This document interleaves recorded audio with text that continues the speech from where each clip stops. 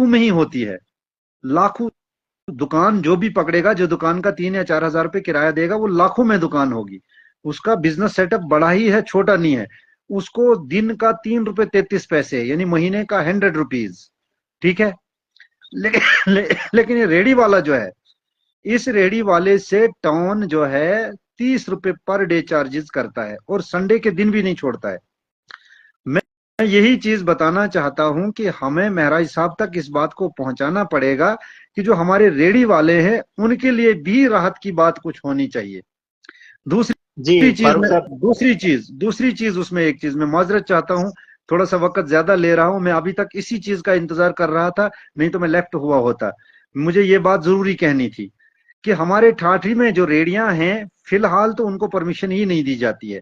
फिर अगर परमिशन दी जाती है तो वो अपने आप को हवा में समझते हैं, न जाने कब ऑर्डर होगा तो ये तोड़ी जाएंगी। वो मुंह नहीं खोल सकते, वो कहते हैं कि जनाब हम पे बात ही मत करो, हम गरीबी ही बर्दाश्त करेंगे, कहीं ऐसा ना हो कि हमें ये लपेट दें, हमारी रेडियां ये जो चारपाइयां लगाते हैं ये भी ना उठा दें। इतने डरे सहमे, इतना डराया हुआ है लोगों को।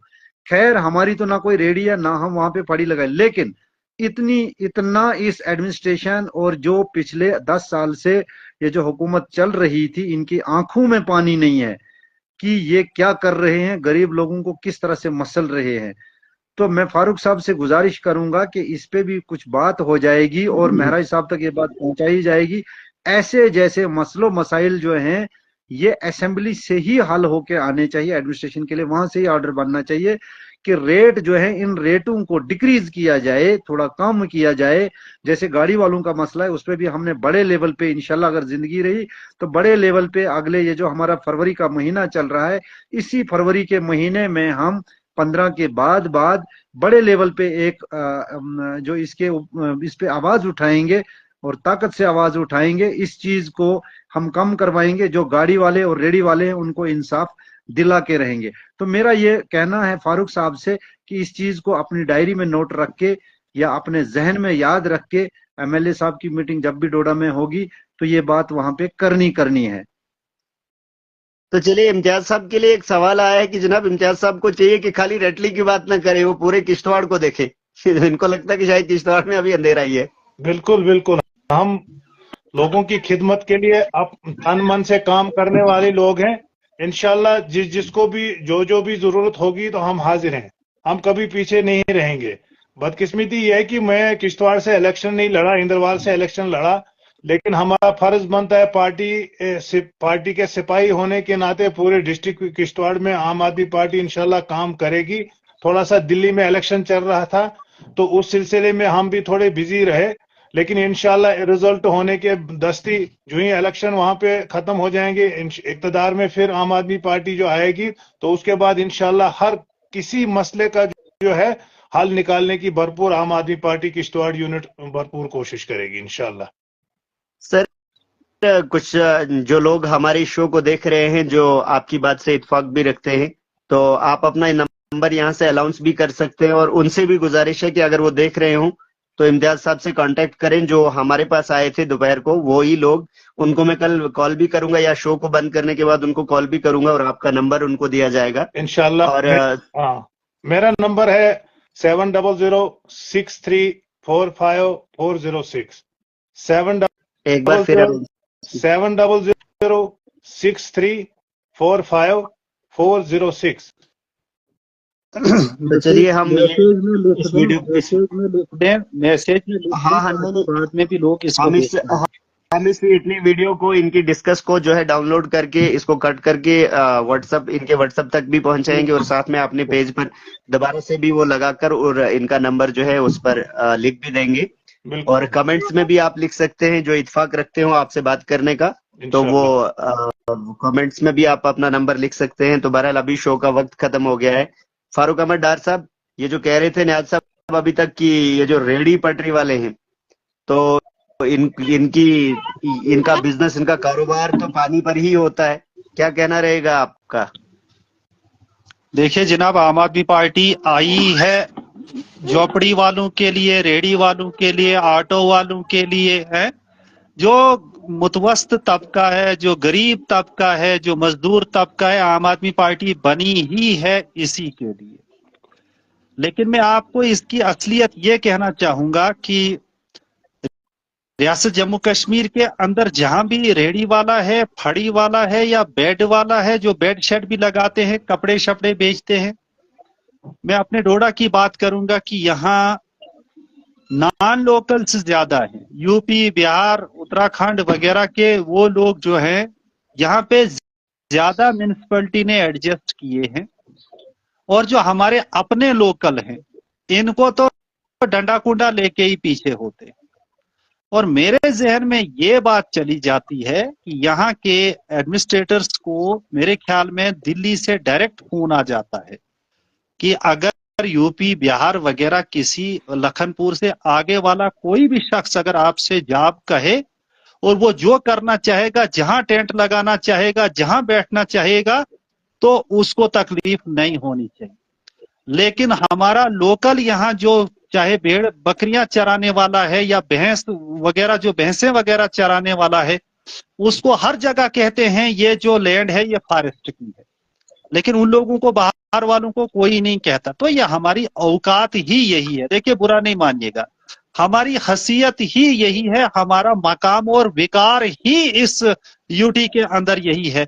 हम बात करें, अगर वो उन्हें पसंद होगी तो मानेंगे, वरना अगर हम कोई भी लाल किताब पढ़ के उनको सुनाएंगे उस पे अमल नहीं होगा।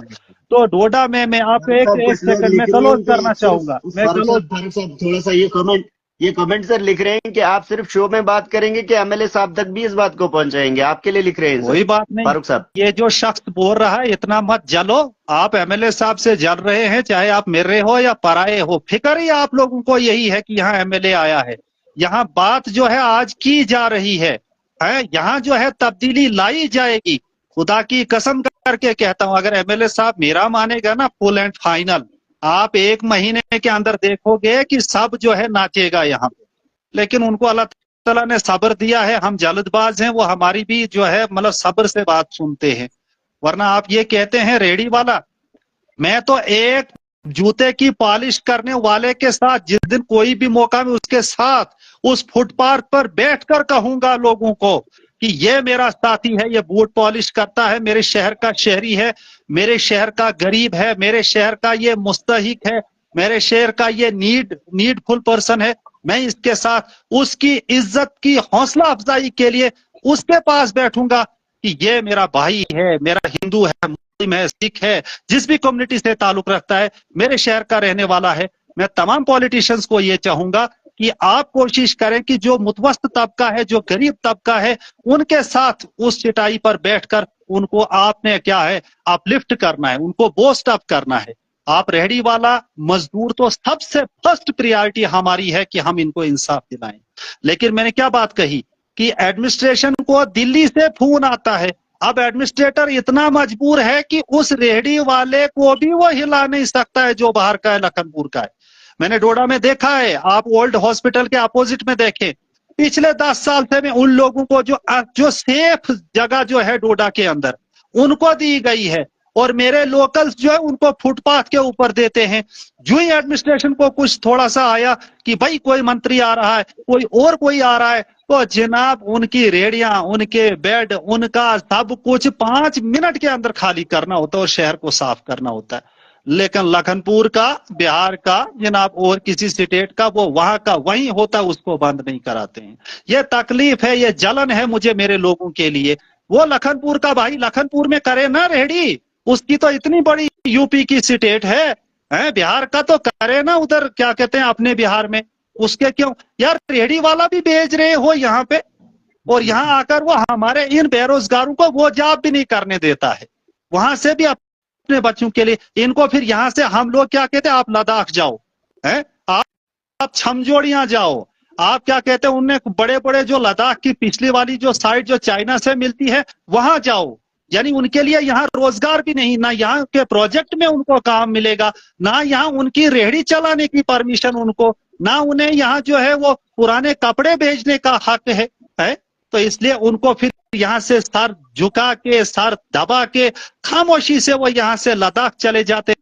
दे, वहां से अपनी जान गंवा के आ जाते हैं। और हमने सिर्फ लाशों का इस्तेमाल किया लद्दाख से, यहाँ हिमाचल से, और बहुत बड़ी जो है खतरनाक जगहों से अपने नौजवानों का। बेरोजगारी उनको अपने घरों से निकाल रही है। मैं सिर्फ एक एमएलए महराज को नहीं कह रहा हूं, मैं हर एमएलए को कह रहा हूं। मैंने कहा पॉलिटिकल पार्टी की लॉयल्टी तो रख लो आप, लेकिन इन वोटर्स की लॉयल्टी रखो, इनके साथ वफादारी करो, इनके साथ खड़े हो जाओ इनके इश्यूज को लेकर। हमारा काम क्या है, ये क्या जरूरी है, कल शाम को मैं आपके साथ बात करूंगा। कोई सांस जो है इस जिंदगी का कोई भरोसा नहीं, लेकिन जो मैं अच्छी बात करूंगा ये आखिरत तक, मेरे कयामत की सुबह तक जो है मेरे साथ रहेगी। तो हम सब साथी जितने भी यहाँ शो पे आते हैं, ईमानदारी से पब्लिक की सपोर्ट करें, पब्लिक के लिए लड़ें। उसमें जब पब्लिक को फायदा मिलेगा, हमें दुनिया में भी और आखिरत में भी कामयाबी मिलेगी। हम कोई सियासी चाल किसी के खिलाफ ना करें, ना हिंदू ना मुसलमान, ना अपना ना पराया। लेकिन हमारी स्टेट है, स्टेट हमारी जुरिस्डिक्शन है, उस हदूद के अंदर हमारे लोगों को कम से कम कुछ कमाने का तो दें। बाहर से हर कोई आता है, प्रोजेक्ट में भी हर जगह कमा के ले जाता, हम देखते रह जाते हैं। शुक्रिया जनाब।